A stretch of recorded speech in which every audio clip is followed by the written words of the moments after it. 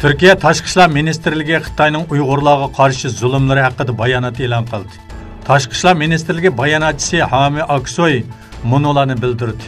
Şinjan Uyghur Abdunum rayonida Uyg'ur turklarining va boshqa musulmonlarning asosli insoniy huquqlariga tajovuz qiladigan siyosatlar yaqinqi 2 yilda texmi ig'irlashdi va xalqaroda kun tartibga keldi. Abdurim Hitni hamda Türk va musulmon kimligini saqlash yo'lida hayotini qurbon qilgan barliq qarindoshlarimizni duo bilan yod etamiz.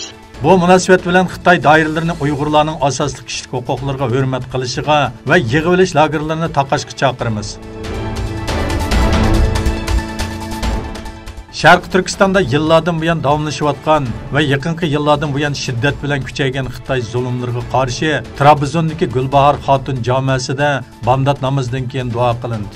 Shuning bilan birga Nyu-Yorkdagi Xitoy bosh konsulxonasi oldida Xitoyning Uyg'urlarga qarta elib berayotgan kishilik huquq tajovuzlariga qarshi namoyish o'tkazildi.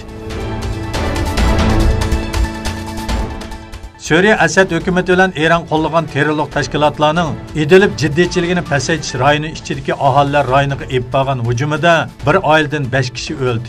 Asad kuchlari Soji kelishimiga xiloflik qilib, Idlib jiddiychiligini pasaytish rayonining chegarasi ichida Xonshayxun noyisi, Charchanoz va Tog' rayoni, Kamaniya va Talminas yezlariga, shundaqla Hama o'lkasining shimolidagi rayonlarga to'p hujumi epadi.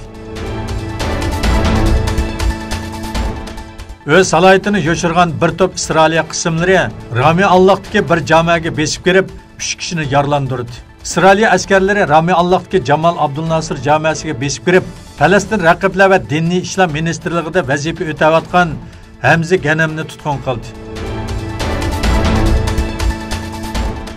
Rossiyaning Washingtondagi bosh elchisi Anatoly Antonov Rossiya rahbari Putin bilan Amerika prezidenti Trampning uchrashishi uchun ciddi hazırlıkla ilip beriş gerekligini, normal bir diyalog için Amerika'nın ultimatumdan vazgeçiş gerekligini bildirdi. Spot torunun ziyaretini qabul qilgan Antonov, Rossiya rahbari Putin bilan Amerika prezidenti Trumpning uchrashishi uchun ciddi hazırlıkla ilip beriş gerekligini, normal bir diyalog için Amerika'nın ultimatumdan vazgeçiş gerekligini aytdi.